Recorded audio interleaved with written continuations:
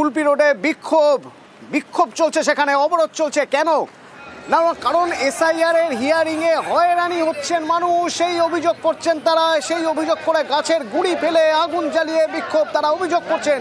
বলছেন দীর্ঘক্ষণ লাইনে দাঁড় করিয়ে রাখা হচ্ছে, হয়রানির অভিযোগে বিক্ষোভ। সেই বিক্ষোভের ছবি দেখছেন, আমার সঙ্গে অর্পণ রয়েছেন। অর্পণ, কতক্ষণ ধরে এই রাস্তা অবরোধ রয়েছে?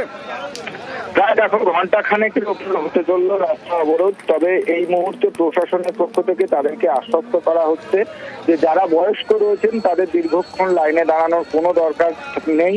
তাদের জন্য বিএলও এবং প্রশাসন, ব্লক প্রশাসন বিশেষ ব্যবস্থা রাখছে এবং যাদের মনে হচ্ছে যে দীর্ঘক্ষণ লাইনে দাঁড়াতে হবে তারা টোকেন কেটেও চলে যেতে পারেন।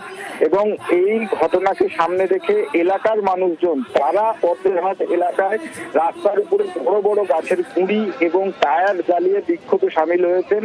এলাকার সাধারণ মানুষ তারা যেটা জানাচ্ছেন, প্রথমে তাদের নাম সঠিক থাকলেও তারপরে একাধিক ইস্যুতে তাদেরকে নোটিশ দেওয়া হচ্ছে এবং একাধিক বুথেই দেখা যাচ্ছে প্রায় শতাধিক মানুষের তাদেরকে হিয়ারিং এ ডাকা হচ্ছে এবং হিয়ারিং এ ডাকার কোনো রকম কোনো যুক্তি তাদের দিক থেকে পাওয়া যাচ্ছে না। তাদের নামের কারণ সমস্যা রয়েছে এমন বলে তাদেরকে ডাকা হচ্ছে, অথবা তাদের ডকুমেন্ট যেগুলো সাবমিট করা হয়েছিল সেই ডকুমেন্ট ঠিক বলেও অনেকে নোটিশ দিয়েছে। আর এরই প্রতিবাদে দীর্ঘক্ষণ দাঁড়াতে হচ্ছে, সেই কারণেই রাস্তার উপরে তারা অবরোধ শুরু করেন।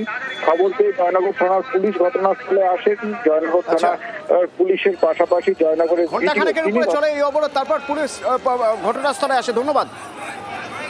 যে মৃত ভোটার সে বাদ যাবে, যে হচ্ছে ভুয়ো ভোটার সে বাদ যাবে, কিন্তু বৈধ ভোটার যারা তাদেরকে আজ হয়রানির মুখে ফেলতে হচ্ছে। হিয়ারিংয়ের নামে তাদেরকে হয়রানির মুখে পড়তে হচ্ছে। সেই হয়রানি কেনই নির্বাচন কমিশন করছে তার জন্য আজ আমরা এই প্রতিবাদে অবস্থান করছি।